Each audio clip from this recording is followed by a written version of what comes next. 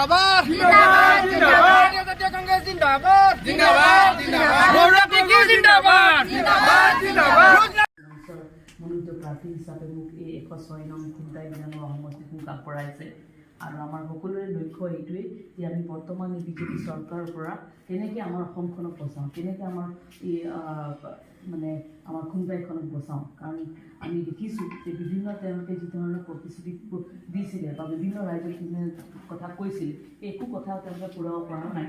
আৰু যি চৰকাৰেই নহওক কিয় চৰকাৰৰ দায়িত্ব আৰু কৰ্তব্য যে সকলো ৰাইজকে সমান চকু চাব লাগে। যি সংবিধানে আমাক মৰ্যাদা দিছে, সহমৰ্যাদা দিছে, সেইবিলাকক তেওঁলোকে মানিব লাগে। কিন্তু ক'ৰবাত আমি দেখিছোঁ গণতন্ত্ৰ আমাৰ ক'ৰবাত মানে মল্টিকত পৰাৰ নিচিনা, ক'ৰবাত মানে পাক স্বাধীনতা নোহোৱাৰ নিচিনা আমি দেখি পাইছোঁ। সেইকাৰণে আমি সকলোৱে শান্তি সম্প্ৰীতি বিচাৰোঁ আৰু সকলো উন্নয়ন বিচাৰোঁ, একেলগে থকাটো বিচাৰোঁ। কাৰণ অসমত আমাৰ বিভিন্ন জাতি জনগোষ্ঠীৰ লোক আছোঁ, আমি বিভিন্ন ভাষা ভাষী লোক, বিভিন্ন আমাৰ ধৰ্মীয় লোক, আমি সকলো একেলগে থাকিব বিচাৰোঁ।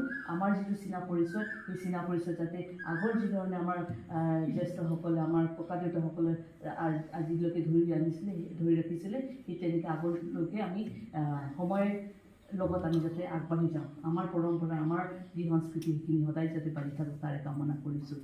যে সেইখিনি কথা কিমান সঁচা কিমান মিছা, সেইকাৰণে যিহেতুকে এটা আমি আদৰ্শ লৈ পেলাই আগবাঢ়িছোঁ ৰাইজৰ সেৱা কৰিবলৈ কাৰণে।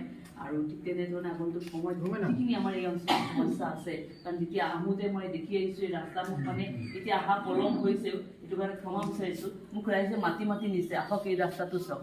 আমি বিচাৰিছিলোঁ কিন্তু আমাক বোলে দিমকৈ কৈ পেলাই বোলে নহাই হ'ল, বিভিন্ন কথা বোলে কৈ পেলাই আমাক হেৰি কৰে। সেইটো হ'লে আমি ৰাইজৰ প্ৰতিনিধি হ'লে আমি সকলো কাৰণে সমান হৈ যাওঁ, যাতে ভোট দিয়ক নিদিয়ক।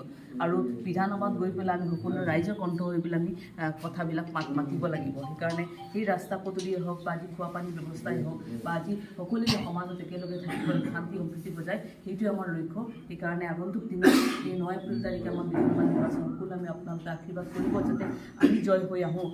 কংগ্ৰেছ দলটো জয় হৈ আহিলে আমি সকলোৱে ৰাইজৰহে জয় হ'ব। ইয়াত আমি ৰাইজক লৈ পেলাই কাম কাজ কৰিম। আৰু বিগত সময়টো যেতিয়াৰ পৰাই ৰাইজক সেৱা কৰিবলৈ লৈছোঁ, তেতিয়াৰ পৰাই সকলো ৰাইজক আলোচনা বিলোচনা কৰিহে মই আগবাঢ়িছোঁ। সেইকাৰণে এতিয়াও জয়যুক্ত হ'লে আপোনালোকৰ অঞ্চলত আপোনালোকৰ লগত আলোচনা মত বিনিময় কৰি আৰু জ্যেষ্ঠসকলৰ পৰামৰ্শ লৈ পেলাই আমি কাম কাজবিলাক আগবঢ়াই লৈ যাম। সেইখিনি আপোনালোকে জয়যুক্ত কৰাই আনি পেলাই আমাক দেখুৱাই দিব লাগিব, মোক লৈ যাব লাগিব, কথাবিলাক কি ধৰণে কৰিলে ভাল হ'ব। সেইখিনিয়ে মোৰ ৰাইজক সেৱা কৰাৰ এটা যি ইচ্ছা আছে বা সদায় দিন কৰি আহিছোঁ, আগন্তুক সময়টো মই কৰিম। সেইকাৰণে বিশেষ নকওঁ, আপোনাৰ সকলো কথাখিনি আমাৰ হৈ প্ৰচাৰ কৰিব, যাতে আমি এটা শান্তিৰ আমাৰ খুমটা শান্তিৰ অসম যাতে আমি মানে আগন্তুক দিনটো তাৰে কামনা কৰিছোঁ। সেইকাৰণে বিশেষ নকওঁ, সকলো কথা আমাৰ পক্ষত অপায় কৰি আছে, আপোনাৰ সকলো কথাখিনি জানে।